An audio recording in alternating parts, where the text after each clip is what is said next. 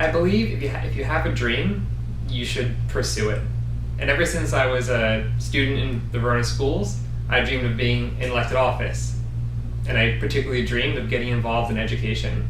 So I started Do Anything Nice, which was a nonprofit dedicated to spreading random acts of kindness. That was my first introduction. From there, I started to teach through Teach for America, taught 4 years, 5th grade, and from there I moved into administration.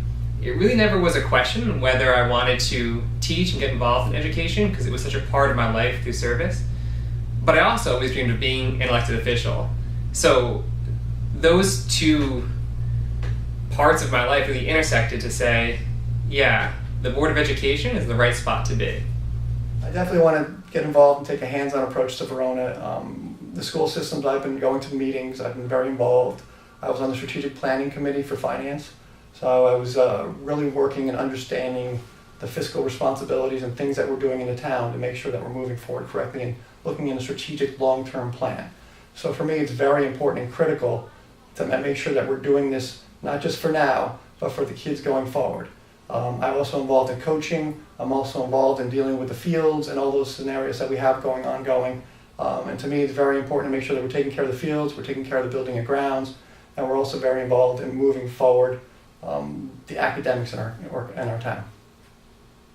It's interesting because it's been almost 10 years since I first ran for the Board of Education. So what probably initially prompted me to run for the board isn't necessarily the issues that are more relevant and more on top of my mind now. But I remember when I first got involved, it was really over a class size issue. My son was in kindergarten, first grade. The class was large, and we started going to the board meetings to ask for a split class. So that's really what originally brought me to the board and got me interested.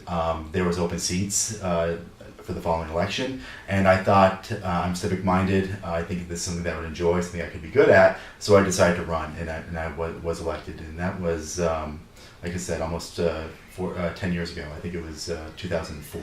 So it's been an incredible journey over the last 10 years. I've learned a tremendous amount, and I really enjoyed giving back to the community. The issues that are facing Verona now probably were there at the time. I probably wasn't aware of them. But now we look at budgetary issues as being one of the most important issues that we face. In an era of 2% cap, how do we make it work? How do we fit everything in?